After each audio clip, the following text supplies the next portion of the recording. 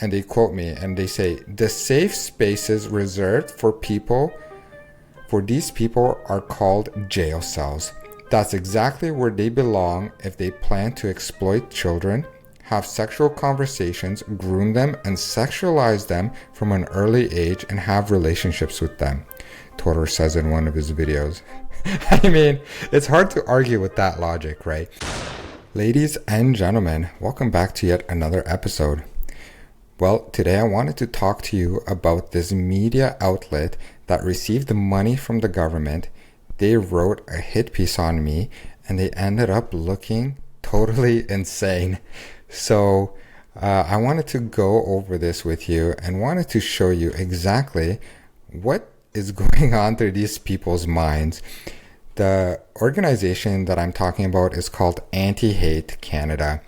Now, they actually posted a little disclaimer at the bottom. They say, "The Canadian Anti-Hate Network was previously the recipient of a grant from the Anti-Racism Action Program. The grant period ended in March 2022. The Canadian Anti-Hate Network is currently not receiving any government funds." So this came to light during a court case that they were receiving money from the Canadian government. And then I guess the funding stopped.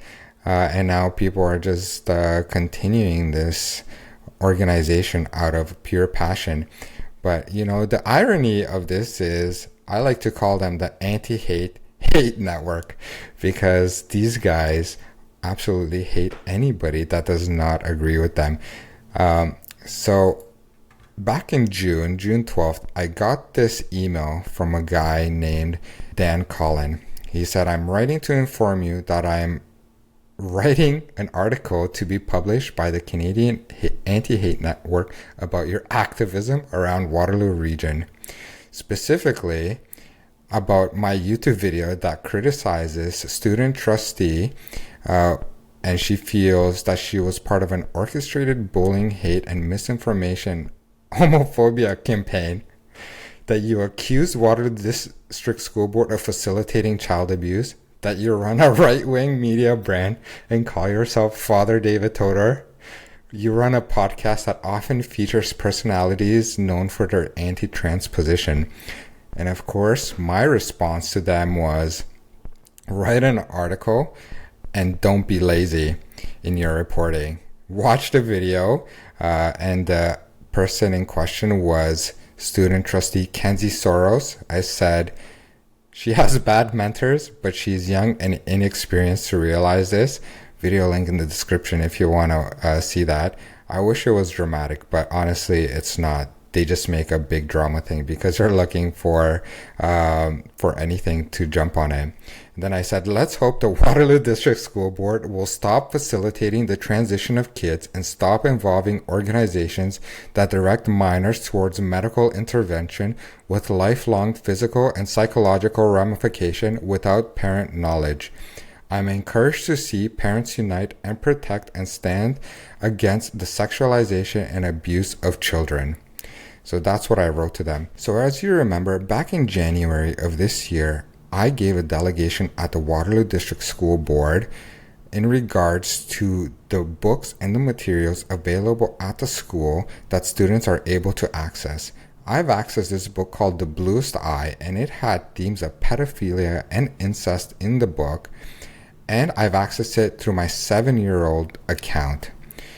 And they say that, you know, this book is not available in the school. Now, in the actual open letter that the school board issued immediately after to try to do PR management, was that the book is not available, although the ebook version is available online to the student population. So yeah, the book is available, and they have no filters on these books. And you know, I'm concerned, even the kids that are reading these books, the teens, why are they reading such graphic novels? I mean, if you listen to the delegation, the things that I'm saying, the passages that I'm reading from these books, they're absolutely disgusting. So not a good look on the anti-hate, because it seems to me like, you know, maybe this author, Dan Colleen, he was a little bit lazy in his reporting. So the article ended up coming out from Anti-Hate, and this was their criticism of me. Toder accused the school board of making the book available to his 7-year-old daughter in his delegation on January 16th. There was an open letter from the school board that states that the book in question, The Bluest Eye, is not available. This morning, I accessed a book. I can assure you that this book has been approved and is accessible to my daughter, the one that's 7 years old. By the way, I have accessed this book. I'm going to read you a little passage from this book because if it's good enough for her to access it, it's good enough to be read over here. And this book is approved according to the Waterloo District School Board for grade 4 to 5 reading level. He could have been an active homosexual, but lacked the courage. Bestiality did not occur to him, and sodomy was quite out of the question, for he did not experience sustained erections and could not endure the thought of somebody else's. And since he was too different to confront homosexuality, and since little boys were insulting, scary, and stubborn, he further limited his interest to little girls. They were usually manageable and frequently seductive. So let's keep going. As I said, they got kind of hung up about this video that I did, and I mentioned Kenzie Sorrell. She did this tweet, and I said that 40 to 60% of the schools ended up being absent in protest of Pride Month, and parents are not having it anymore. So she put out this tweet how parents are using the kids as pawns and that they shouldn't be doing that, etc. And I said, look, parents can make that decision for their kids because they are their parents and they're getting tired of it. She was a little bit upset about this and took to social media to rant about it, and it ended up not working in her favor, but that's okay. She's young and inexperienced, and she doesn't know that she has bad mentors. Now, these books that I've read at the Waterloo District School Board, there was another book as well. Once again, it had themes of pedophilia, incest, and rape in the book. So this guy said David Toder has repeatedly accused or interfered that the alphabet community and its allies, including Waterloo District School Board, are pedophiles. So how many people approved this book and deemed it age appropriate? Now, because you keep voting down to look into this, I'm going to read this book because you deemed it appropriate. Nobody did it. You did it. And this is a scene between a dad and his 7-year-old daughter named Kaylee. He lifted her gently, sat her down on the bed beside him. Then he opened the snaps on the fly of his flannel pajamas. It stood up, stiff as stalagmite. How much does Daddy love you? Show me you love me too. Touch it. He closed her hand around it. That's right. That's right. His voice rocked in rhythm with his body. I don't know what it meant, only that it made Daddy happy, and I wanted to make him happy. When Daddy finished, he brought his face to Kaylee's hair and wept. Kaylee was confused at his tears and sticky stuff icing her hands. Didn't I love you good enough, Daddy? Oh, little girl, don't you know how beautiful you are? No one is as lovely as you, not even your mother. She tried to sit up, but Daddy pushed her gently back down against the mattress. Just stay like that for Daddy. I want to teach you something new.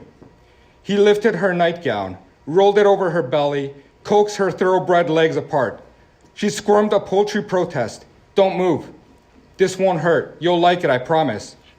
He kissed the length of her torso down to her small naked V. Daddy taught her something new, something awful, worse, something wonderful. I mean, I don't even know what to say about this. They do have books that have these themes, and they are making it accessible to kids, and they are constantly talking to kids about their sexuality, surveying kids. Somebody is interested in knowing the sexuality of these kids. Who's interested in knowing their sexuality? I don't know, but there's a constant celebration of sexuality, and everybody, the teachers are talking to the kids about their sexuality and affirming, and they're encouraging the kids to talk about their sexuality. to each other. They're involving third-party organizations to come in and talk to their kids about sexuality. And these are all minors, by the way. And this starts right from kindergarten, and it just ramps up from there. So somebody is constantly talking to the kids about sexuality. Now, this is the quote. This is my favorite part of the article. And they quote me and they say, the safe spaces reserved for these people are called jail cells. That's exactly where they belong if they plan to exploit children, have sexual conversations, groom them, and sexualize them from an early age and have relationships with them, Todor says in one of his videos. I mean, it's hard to argue with that logic, right? Anybody that is abusing these kids needs to go to jail. So I'm not really sure what the anti-hate network is actually arguing here. They really don't have a leg to stand on, and they look so absurd. It really looks like they are defending pedophilia behavior in this. They should not be having sexual discussions with minors. These people should not be anywhere close to these kids. And, parents are beginning to see exactly what is going on in these schools and the kind of discussions that they are encouraging these kids. Honestly, this is one of those smear campaigns that they attempted against me, and then you read it and it's like, this guy kind of makes sense. And the anti-hate network is completely absurd. I mean, how can anybody go through this article and say like, yeah, this guy's in the wrong here, he's protecting children? I mean, I really don't know what these people are advocating for. If it's far right to say, leave the kids alone, I'm wondering, what is their position? If they're not going to leave the kids alone, they're obviously encouraging these kinds of behaviors, these kinds of discussions. And as a parent, I'm not cool with that. And I know if you're a parent watching this, you're not cool with that either. So, thank you once again for watching this. They've tried and failed miserably to smear me, and they look completely insane. I'm always laughing at these articles that are coming out because these people do not make any sense. The minute I read this article, I just started laughing, and I was like, why would anybody put this article out? You guys look so bad. And I'm actually really happy that this article is out because I just get to point to it and be like, you guys are insane. Anyways, pretty funny article. And, these activists, they just don't make any sense. Do not be discouraged about the things that they say, because at the end of the day, they don't live in this reality, and they're trying to have sexual discussions and behaviors with minors. And that is going to be a no for me.